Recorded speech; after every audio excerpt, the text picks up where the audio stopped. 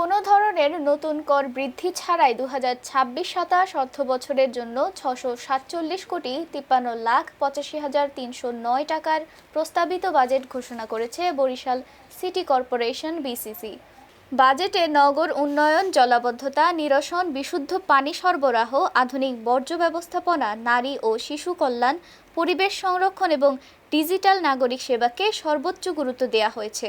বৃহস্পতিবার ৩০ জুলাই নগর ভবনে আয়োজিত বাজেট ঘোষণায় বরিশাল সিটি কর্পোরেশনের প্রশাসক অ্যাডভোকেট বিলকিস আক্তার জাহান শিরিন বলেন, সীমিত রাজস্ব আয়ের মধ্যেও নাগরিক সেবার মান বাড়াতে কর বৃদ্ধি না করেই এ বাজেট প্রণয়ন করা হয়েছে।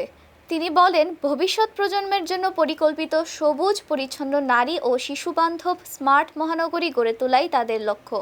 ২০২৫-২৬ অর্থবছরের মূল বাজেট ছিল ৫২০,৮৬,১৬,৯২৮ টাকা।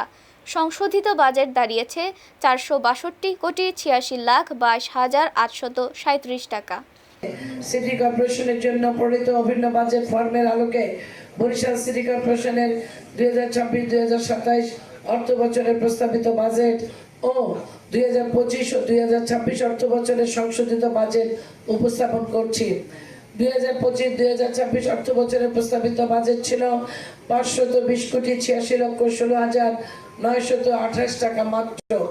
সংশোধিত হয়ে তা ৪৬২,৮২,৮৩৭ টাকা মাত্র। আমি এখন ২০২৬-২০২৭ অর্থ বছরের প্রস্তাবিত বাজেট ৬৪৭,৫৩,৮৫,৩০৯ টাকা মাত্র ঘোষণা করছি।